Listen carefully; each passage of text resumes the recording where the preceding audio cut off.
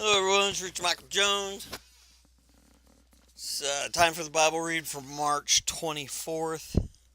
Reading out of Deuteronomy chapters 2 through chapter 3, verse 29. Then we turned around and headed back across the wilderness towards the Red Sea, just as the Lord had instructed me, and we wandered around in the region of Mount Seir for a long time. Then at last the Lord said to me, "You have been wandering around in this hill country long enough. Turn to the north. Give these orders to the people. You will pass through the country belonging to your relatives, the Edomites, the descendants of Esau, who live in Seir. And the Edomites will feel threatened, so be careful. Do not bother them, for I have given them the hill country around Mount Seir as their property, and I will not give you even 1 square foot of their land. If you need food to eat or water to drink, pay them for it. For the Lord your God has blessed you in everything you have done. He has watched your every step through this great wilderness. During these 40 years, the Lord your God has been with you, and you have lacked nothing." Yeah, I know. So we bypassed the territory of our relatives, the descendants of Esau who live in Seir. We avoided the road through the Arba Valley that comes up from Elath and Izengerber. As we turn north along, the desert route through Moab, the Lord warned us, "Do not bother the Moabites, the descendants of Lot, or start a war with them. I have given them as their property, and I will not give. Oh, I have given them Ar as their property, and I will not give you any of their land." A race of giants called the Emites had once lived in the area of Ar. They were as strong and numerous and tall as the Anakites, another race of giants. Both the Emites and the Anakites are also known as the Rephites, though the Moabites call them Emites. In earlier times, the Horites had lived in Seir, but they were driven out and displaced by the descendants of Esau, just as Israel drove out the people of Canaan when the Lord gave Israel their land. Moses continued, "Then the Lord said to us, 'Get moving, cross the Zered brook.' So we crossed the brook. 38 years passed from the time we first left Kadesh Barnea until we finally crossed the Zered brook. By then, all the men old age to fight in battle had died in the wilderness, as the Lord had vowed would happen. The Lord struck them down until they had been eliminated from the community. When all the men of fighting age had died, the Lord said to me, 'Today you will cross the border of Moab and Ar and enter the land of the Amorites, the descendants of Lot, but do not bother them or start a war with them. I have given the land of Ammon to them as their property, and I will not give you any of their land.' That area was once considered the land of the Rephites, who had lived there, though the Ammonites call them Zamzumites. They were also as strong and numerous and tall as the Anakites, but the Lord destroyed them so the Ammonites could occupy their land. He had done the same for the descendants of Esau who lived in Seir, for he destroyed the Horites so they could settle there in their place. The descendants of Esau live there to this day. A similar thing happened when the Capharites from Crete invaded and destroyed the Avites who had lived in the villages in the area of Gaza. Moses continued, and then the Lord said, "Now get moving across the Aaron Gorge. Look, I will hand over to you Sion, the Amorite king of Heshbon, and I will give you his land. Attack him and begin to occupy the land. Begin today. I will make people throughout the earth terrified because of you. And when they hear reports about you, they will tremble with dread and fear. Moses continued from the wilderness of Kedmoth. I sent ambassadors to King Sihon of Heshbon with this proposal of peace. Let us travel through your land. We will stay on the main road and won't turn off into the fields on either side. Sell us food to eat and water to drink, and we will pay you for it. All we want is permission to pass through your land. The descendants of Esau who live in Seir allowed us to go through their country, and so did the Moabites who live in Ar. Let us pass through until we cross the Jordan into the land of the Lord our God is giving us. But King Sihon of Heshbon refused to allow us to pass through because the Lord your God made Sihon stubborn and defiant, so he could help you defeat him as he has now done. And then the Lord said to me, Look, I have begun to hand King Sihon and his land over to you. Begin now to conquer and occupy his land. Then King Sihon declared war on us and mobilized his forces at Jaws over to Jaws, but the Lord our God handed him over to us, and we crushed him, his sons, and all his people. We conquered all his towns and completely destroyed everyone. Men, women, children, not a single person was spared. We took all the livestock as plunder for ourselves, along with anything of value from the town we ransacked. The Lord our God also helped us conquer Aurora on the edge of Arnon Gorge and the town in the gorge and the whole area as far as Gilead. No town had walls too strong for us. However, we avoided the land of the Ammonites, all along the Jabbok River and the towns in the hill country, all the places the Lord our God had commanded us to leave alone. And next we turned and headed for the land of Bashan, where King Og and his entire army attacked us at Edrei. But the Lord told me, Do not be afraid of him, for I have given you victory over Og and his entire army, and I will give you all his land. Treat him just as you treated King Sihon of the Amorites who ruled in Heshbon. So the Lord our God handed King Og and all his people over to us, and we killed them all. Not a single person survived. We conquered all 60 of his towns and the entire Argob region in his kingdom of Bashan. Not a single town escaped our conquest, and these towns were all fortified with high walls and barred gates. We also took many unwalled villages at the same time.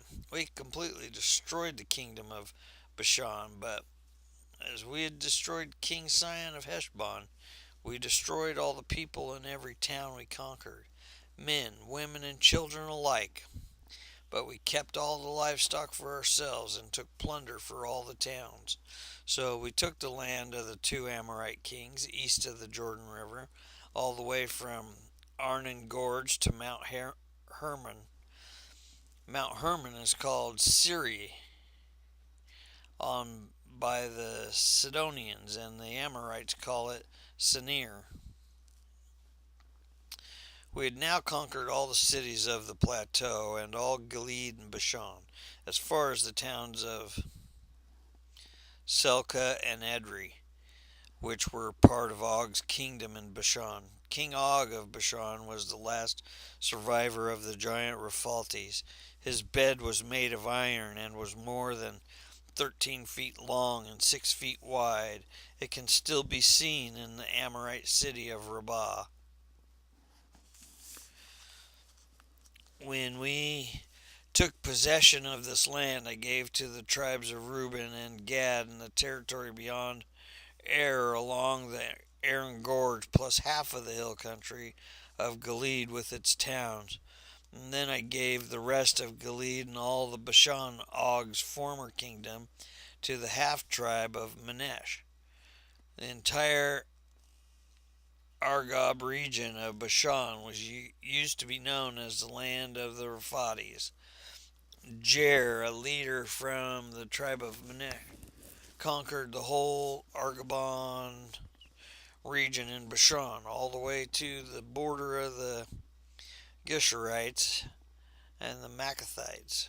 Jair renamed this region after himself, calling it town of Jair, as it is still known today. I gave Gilead to the clan of Machir, but I also gave part of Gilead to the tribe of Reuben and Gad. The area I gave them extended from the middle of Arnon Gorge in the south to the Jabbok River on the Ammonite frontier. They also received the Jordan Valley all the way from the Sea of Galilee down to the Dead Sea, with the Jordan River serving as the western boundary. To the east were the slopes of Pisgah. At that time I gave this command to the tribes that would live east of the Jordan. Although the Lord your God has given you this land as your property, all your fighting men must cross the Jordan ahead of your Israelite relatives, armed with and ready to assist them. Your wives, children, and numerous livestock, however, may stay behind in the towns I have given you when the Lord has given the security to the rest of the Israelites as he has to you. And when they occupy the land the Lord your God is giving them across the Jordan River, then you may all return there to the land I have given you. At that time I gave Joshua his charge. You have seen for yourself everything the Lord your God has done to these two kings. We will do the same to all the kingdoms of the west side of the Jordan. Do not be afraid of the nations there, for the Lord your God will fight for you. And at that time I pleaded with the Lord and said, O sovereign Lord, you have only begun to show your greatness and the strength of your hand to me, your servant. Is there any God in heaven or on earth who can perform such great and mighty deeds as you do? Please let me cross the Jordan to see the wonderful land on the other side, the beautiful hill country and the Lebanon mountains. But the Lord was angry with me because of you, and he would not listen to me. That's enough, he declared. Speak of it no more, but go up to Pisgah Peak and look over the land in every direction. Take a good look, but you may not cross the Jordan River. Instead, commission Joshua and encourage and strengthen him, for he will lead the people across the Jordan. He will give them all the land you now see before you as their possession. So we stayed in the valley near Beth Peor. And the second part of the read is in Luke 6, verse 12 through 38. Thank God for Jesus. One day soon afterward, Jesus went up on the mountain to pray, and he prayed to God all night. At daybreak he called together all of his disciples and chose 12 of them to be apostles.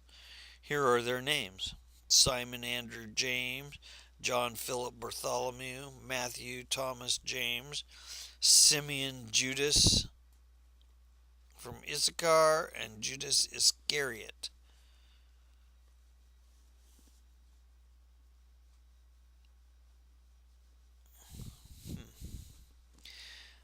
When they came down from the mountain, the disciples stood with Jesus on a large, level area surrounded by many of his followers and by the crowds, where there were people from all over Judea and from Jerusalem and from as far north as the sea coast of Tyre and Sidon. They'd come to hear him and to be healed of their diseases, and those troubled by evil spirits were healed. Everyone tried to touch him because healing power went out from him, and he healed everyone. And then Jesus turned to his disciples and said, God blesses you who are poor, For the kingdom of God is yours. God blesses you who are hungry now, for you will be satisfied. And God blesses you who weep now, for in due time you will laugh. What blessings await you when people hate you and exclude you and mock you and curse you as evil because you follow the Son of Man. When that happens, be happy. Yes, leap for joy, for a great reward awaits you in heaven. And remember, their ancestors treated the ancient prophets the same way. What sorrow awaits you who are rich, for you have your own happiness now. What sorrow awaits you who are fat and prosperous now, for a time of awful hunger awaits you. What sorrow awaits you who laugh now, for your laughing will turn to mourning and sorrow. What sorrow awaits you who are praised by the crowds, for their ancestors also praised false prophets. But to you who are willing to listen, I say, love your enemies, do good to those who hate you, bless those who curse you, and pray for those who hurt you. If someone slaps you on one cheek, offer the other cheek also. If someone demands your coat, offer your shirt also. Give to anyone who asks, and when things are taken away from you, don't try to get them back. Do to others as you would like them to do to you. If you love only those who love you, why should you get credit for that? Even sinners love those who love them. And if you do good only to those who do good to you, why should you get credit, even if sinners do that much? And if you lend money only to those who can repay you, why should you get credit? Even sinners will lend to their other sinners for full return. And love your enemies, do good to them, lend to them without expecting to be repaid. Then your rewards from heaven will be very great, and you will truly be acting as children of the Most High, for He is kind to those who are unthankful and wicked. What? Most High, for He is kind to those who are unthankful and wicked. You must be compassionate just as your Father is compassionate. Do not judge others, and you will not be judged. Do not condemn others, or it will all come back against you. Forgive others, and you will be forgiven.